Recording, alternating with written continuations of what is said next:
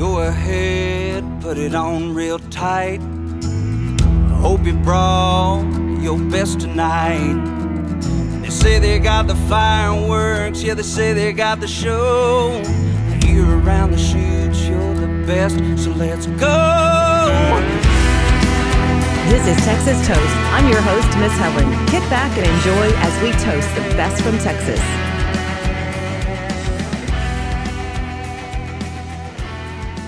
Hello, everyone. Welcome to Texas Toast. I'm Miss Helen along with Jade Marie Patek. Hello, how are you?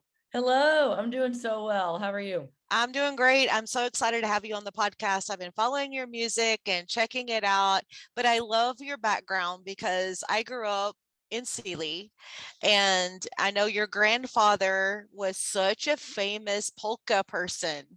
Yes, yeah, he was. I had some big shoes to fill, that's for sure. I think you filled them pretty good. So Oh. tell me about growing up with the whole polka orchestra going on. Is that where you got your inspiration for music? Definitely. I mean, they did stop playing as a band and touring before I was born, but I mean, I got the whole rich history about it all. I got all the stories from my grandpa. I'd have to say I probably have his personality, and along with my dad's, it's a Patek thing where we can make friends with a brick wall and just talk someone's head off, and always making up songs off the top of our heads. Just, part of that goofy type personality, never shy, always ready to jump on stage when need be. But so yeah, I mean, he's been telling those stories since I was a little kid, and that's what really got me into wanting to pursue it in the first place. And then also just kind of growing up in the era where I was seeing a lot more females do it, it definitely helped push that as well. But whenever I got to play my first couple of gigs that my grandpa did get to see, he was very emotional. So it was really super cool for him to be able to see that. And who were some of those females that inspired you? All those like Shania Twain. I say this is like, I grew up in the era of empowerment from Shania Twain, Spice Girls, Dixie Chicks, like all those bands that were saying, girl power pretty much. And so I think that's that is really why my personality is the way it is. That's why I knew from day one this is what I wanted to do. I was going to figure out how to do it no matter what. And I think you have figured it out. You have done amazing. But let's talk about your hometown Shiner. Sure. So less about 2,072 people. Kind of like we were less than that when I was growing up in Sealy. But yeah, okay. It's like that's a great place to grow up and so much heritage there. Definitely. It was really cool. I had so much family that lived around that general area. So I had built-in friends, whether it was siblings or cousins. Always loved going to all of the church picnics and reunions and just I love growing up in a small town. I would never ever take that back. Although, when you're a kid at the time, you're like, oh, it's just so boring here. Like, no, I wouldn't trade that for the world. I loved how tight in a community that I got to grow up in. Everybody knew everybody, everyone took care of each other.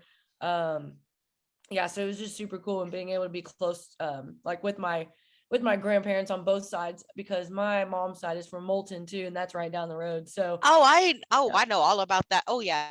We're we're those girls. We might be related, who knows, Well, and that's the thing. That's exactly right, because there were Pateks and Sealy, and yes, and I used to like babysit some of those girls, and then they ended up babysitting. It's crazy, but it's so funny too. You mentioned that when I opened for Jamie Lynn a while back at Do-Si Do, and her mom came, and so they're all from Sealy, and so they came. I know. That was the first thing that she told her mom was, oh yeah, Jade's her cousins are all those Pateks that live in Sealy, and she's like, oh, okay. So it's always about that last name. That's what cracks me up, is like, that's how we can pinpoint how we know each other. Yes, exactly. That must be a Czech thing too. It is a Czech thing, because it's like, we'd go, how we go to all the family get-togethers, and like when people would come, it's like, now, what is your grandma's maiden name? What is your great grandma's maiden name? What is that? But speaking of Jamie Lynn Wilson, my cousin had called me a couple of months ago, and he went to high school with her, and he was like, man, have you, because he knows I do the podcast and Texas music and all that. Now see, here I'm fixing to go, now who is her mama? Not that we would have put it out there, but I'm not going to Exactly. go there. But y'all are doing amazing, and she's doing amazing. So now I'm totally off track. Oh, one other Czech thing. Do you know Bill Pekar? Of course. He was Oh my, he was my school counselor. what? Oh my God, I love this. Bill was one of my dear friends when I was in radio. Awesome. Colors and tight koozie, and Yes. then the Shiner beer plant and all that. Okay, and kolaches. Oh yeah, we go way back. He's known me since I was very, very little. And my dad and I used to give him crap every now and then when he'd walk in the gym or something. I'd be like, oh my gosh, it's Bill Petcar. And he just roll his eyes like, Jade, God, you're just like your dad. But yeah, no, I've known him for a very long time. I've done a couple of little shows with him, like in Shiner at Howard's. If you've ever been to Howard's. So yeah, I keep in touch with him. Really great guy. He's awesome. Love him. But I'll tell one other story, and just like Sure. your last name, and I have a crazy last name, but it was like when he released his music, and then there's a body shop in Wharton that's Pekar's, Mhm. and they were advertising with us, and I'm like, no, it's not Pecker, it's Oh, no. Pekar. Because I grew up with a Pekar at Sealy High School, and our principal, because he was a big football player, he would say his name wrong every time, and Oh, mine. no. But yeah, anyways, let's talk about your music. So you actually was Texas Regional Radio Music Awards New Female Vocalist in 2019. You came out with your debut single Drive, which I feel like was a very personal single for you. I watched the video with the slideshow, Mhm. and just tell me a little bit about that. So I co-wrote that with Trace Womack. He used to play with Chubby Knuckle Choir.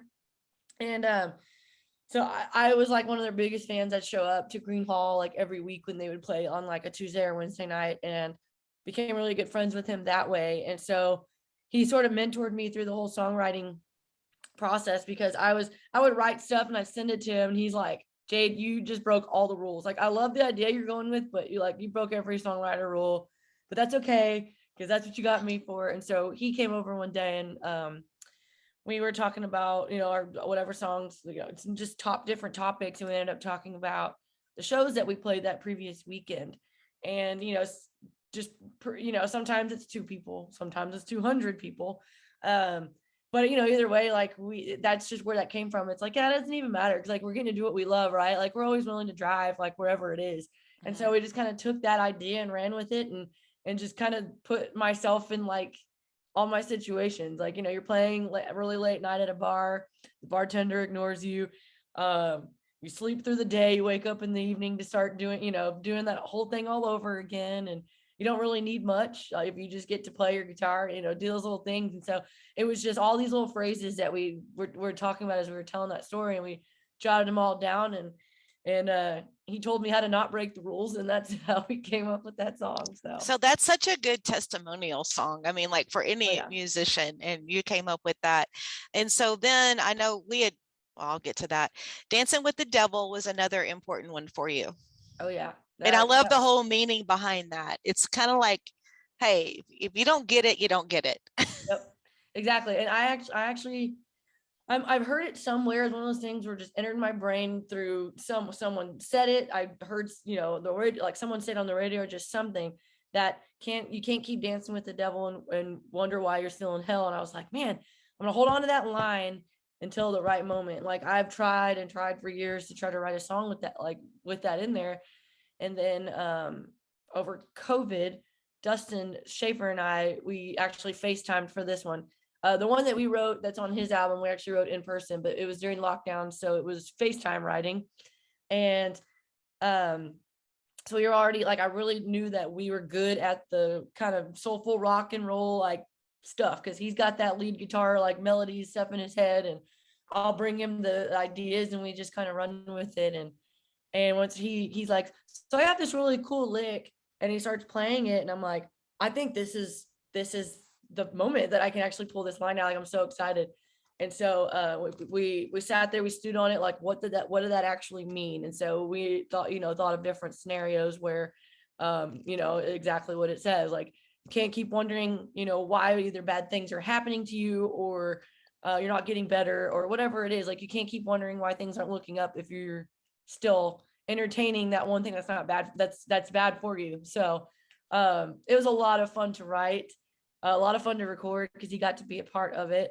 And yeah, it's a fun anthem type message that like, hey, Yes, wake it up, is. man. You know, if like Yes. you want to do something, if you want to fix, like, you want good things to happen, you need to fix what you're doing. So Yes. And then another song that we actually previewed here on Texas on Tap was T for Texas. yeah, You I love nailed that it one. on that. I love Thank you. I love the lyrics. Like you hit everything on that Thank one. you. Thank you. That was also a co-write with the good friend. She's in Nashville. She's from Texas though. So, and she loves Willie Nelson and Going Green. And so we were just reminiscing on all that and turned that into a song too. So it was really fun. We actually had it written like one way where it was more just straight melody, like the same melody the whole time. But once I got it, so I recorded it with Josh Serrato and Ben Hussey in Stephenville at Melody Mountain Studios. And I told them, I was like, guys, the song is great as it is. I was like, but I want to do something a little different. Like, bear with me. I want to mess with like tempos and things like that. And they're like, okay, I'm kind of picking up what you're throwing down here. And so Josh absolutely killed it with the whole like, you got your like type of Bob Wills type swing, and then you have like your Texas honky tonk. You get a mixture of it all in the song, and it kind of encompasses not only the things you like about Texas, but also like the sounds that have come out of it too. So Yes. it was really fun. You seem like you're such a take control person. Like I mean, just like listening to your music, looking at your story, where, it's like, you're just kind of that, you're focused and like you have a plan and you're going to follow that plan. Oh yeah. Cause I've always been pretty headstrong and driven as is, but just there are certain obstacles like that have happened like throughout my life that I knew, like, you know what, the only person who's gonna, be my either biggest fan, hardest worker, whatever it is gonna be myself. And so I'm just gonna put it all out there, ask all the questions, and just, figure it all out and get as creative as possible, co-write, like all the things. So yeah, I wasn't about to let anything hold me back. So I could tell. So I know you've played a lot of shows. You have a lot of shows coming up. I know this will already be airing when you've played Schrader, that you've got that show coming up. So what's going on with your tour and your band and your shows? So right now it's this is probably our full band one that we have for a while. I got a lot of acoustic stuff and private party things coming around because it's summertime. Everybody wants to have the parties in their yards, and I'm all about it, especially when I get to team up with, Courtney and Jason and the Stallings and people like that. So that'll be fun. I have a couple of trio things too in the works. One of them being Galley Winners River Jam in July, and then one is a private party as well, playing the Levitt Pavilion in Arlington with Rich O'Toole. So all of these are a lot of fun. I get to play with my friends. And just spend that quality time with them, because I know we're back on the road, so we don't get to see each other as often as we did when we were super serious, like with the sequestered songwriter stuff. So I'm really excited about those shows, and yeah, that's kind of what we have for now. We're starting to book into the fall too, so we'll probably have a lot of things coming up here as well. We're still in talks and working all that stuff out, but I'm really pushing for more full band shows these days. I thoroughly enjoy that. I love having a big band behind me and just feeding off of each other and having the best time. So yeah, I did see some of the stuff you did the whole sequestered songwriters thing was amazing, and you were amazing, and all the shows that you do. But you went to Texas State. What did you study at Texas State? I got my bachelor's degree in public relations because perfect. That's really, like, music is kind of what inspired that, because I mean, it was either sports or music. Like that was my two routes to go. I didn't really know what else I wanted to do, but I knew that if I was going to pursue music, you saw like the team that's behind a bunch of artists that make them successful. And so it's like, if I have a little bit of that knowledge that I can help myself at the end of the day, that would be great. So I learned how to like treat myself as a brand, kind of separate that, because I've never been one to just really want to like brag or do any of those things. But once I learned enough and was like treated as a brand, and that's helped a ton. And I've gotten where I've gotten, obviously, with my best friend Kelby. I think y'all were talking with her actually and setting all this stuff up. Like, she's my right hand 100%. She helps me with so much stuff. And so with both of our heads together, with our experience, like we're pretty much our own agency. So it's been nice. And that's how we do it in Texas. That's what I love about it. So what sports did you play? So when I was in high school, obviously small towns, I played it all: volleyball, basketball, softball, track, and cheerleading. But volleyball was my main sport, and I ended up playing for about a year.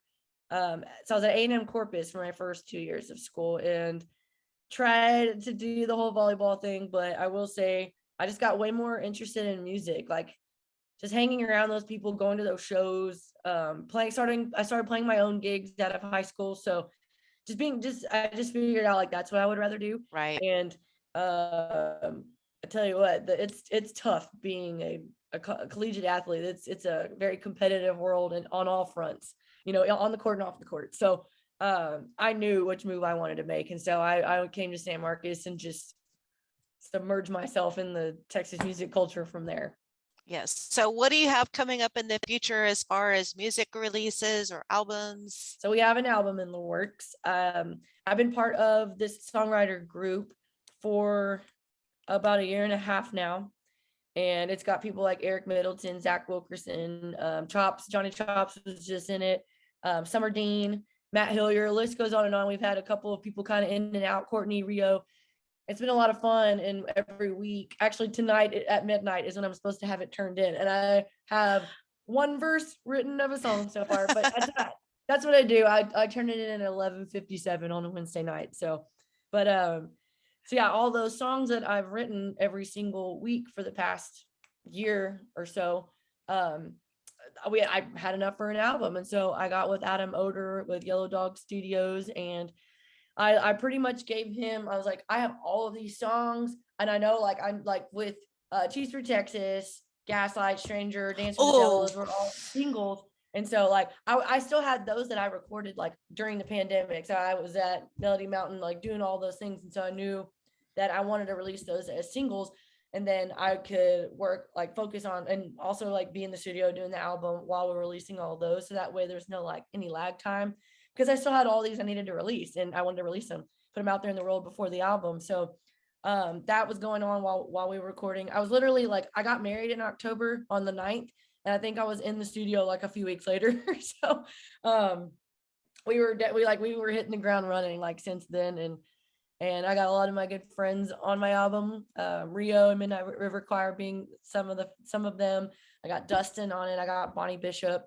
So it's incredible. We've got a lot of good players.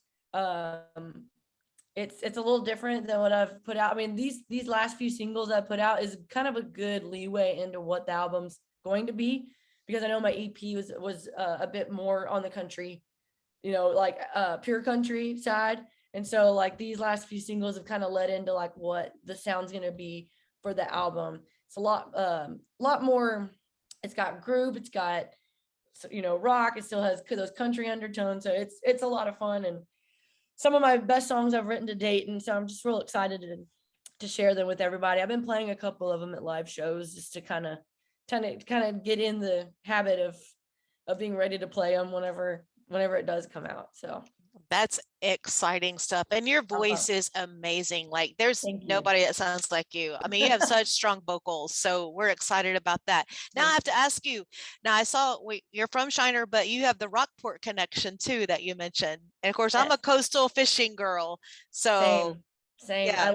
We used to live there actually 90 to 96. My dad was a coach there at the high school. So cool. We lived there for a couple of years. And then that's whenever we moved back closer to home, and then my parents actually moved back there, and I went with them obviously when I graduated high school. And so they've been there ever since. They actually just moved back to Shiner, I guess this past September. They bought some property out there by that Munson Ranch where Willie Nelson used to have his concerts. So that's pretty cool. So they bought some property out there, and they're back in Shiner. But I mean, honestly, I could say, math involved, that I've lived in Rockport too the other half of my life. So I love it. I'm actually like so sad that I don't get to go down there every weekend right now. But once they left, I was like, guys, we have to find another place, just a weekend house because we have to go. You come fish with me in Matagorda. Oh, I will. I know we're actually looking around too at other areas like Sargent and Matagorda areas. So. Matagorda. All right, Like I we're will. growing, We'll and set that up, girl. we're fixing to have some really big stuff coming with live music here. Matagorda has grown a lot, and Awesome. see, like Jade and I can talk about this because like you get like some people are like, what are they talking about? But no, you know what it used to be like. But it's like it's amazing. I was just talking to somebody from our chamber, and I've talked to the kids that have Matagorda Outfitters, and we're gonna have some live music stuff coming here, like big stuff. Good. So anyway, Sign me up. Keep me in mind. yes, yes, anytime. Come fish with us and come play. So before we wrap things up, anything else you want to let our audience know? Just to be on the lookout. I'm hopefully gonna announce like a release date for at least a single off the album coming up pretty soon. So be sure to just keep an eye out on that, and JadeMarieMusic.com. Yes, JadeMarieMusic.com and Patek, Patek, in case. Yes. Because I know some people are like, how do you say Patek, that? Patek. Just like with the whole, I have the crazy last name too. But anyway, so one last question before I let you go. If you were a cocktail, what would you be? Ooh. I know. Vodka, soda, lime. You and I are, oh my gosh. Okay. Are we like each other's spirit animals? Yes, and we could go fishing and we could make that happen. Yes, ma'am. I'm so down. You just let me know. Well, thank you so much, Jade Marie Patek. Thank you for having me. With a heavy tongue, she knew where I was from. As she left, I dared to say, well, you can go to hell. Hell, I'll go to Texas. I've had my fill of every place but home. Well, take away these city lights, put me on a one-way flight. I'm leaving out of here tonight. Just consider me gone. And the only thing we didn't talk about was kolaches. Did your people? Did you go in the kitchen and learn? Because I didn't. No, I did not, but I will say that the sausage is not a kolache. It is a klavaznik for a pig in a blanket. Oh no. y'all. Okay, so you were an athlete, right? Yes. Okay, so when I came to Matagorda County, we didn't have Czech Fest, we didn't have no polka bands. So I was taking my daughter to put her on the bus for a volleyball or softball game, like at 4:00 in the morning. So we stopped by the little place, and they said, Kristen pointed at whatever, and they were like, "You want a kolache?" And it just happened to be that morning that I said, let me tell you, that is not a kolache. That is not. Thank let me you. tell you how. Oh, I get on my soapbox about that. I'm gonna have a T-shirt and an Uncle Becca hat that is gonna say that at some point. So. Yeah, I don't understand that. No, that's pig in a blanket sausage roll. Yes. That is not a kolache. Yeah. And then and I actually did attempt, because I found my grandmother's cookbook that had another Granny Zala shop, Granny Z, that had her famous kolache recipe. And I attempted it at Christmas, and it was okay, but you got to practice. See, we were more of the like rosettes family. My family knew how to make rosettes. Those, you know what I'm talking about? Yes. Those really, really thin. Frosted, yes. Those type of things. I don't even know what you'd call it. I just know they're as rosettes. That's all I've known them as. But yeah, I need to see if my family's got a kolache one. Maybe my mom might. I don't think the Patek side dabbled in it. They sure like to buy them. Yeah, but there's a lady in Sealy that's got a shop now. So every time like my daughter and son-in-law have stuff going on, like we have the get together, and it's like, oh, they bring the Sealy kolaches. I don't know, and I'm just like, oh my gosh. Anyway, because I'm like, Mom, hit up the bakery, let's go. Yes, because down here on the coast, they don't know nothing about that. They don't, they don't get it. I know. I love this girl. It's awesome. We are the same. We're related. Yes, we are.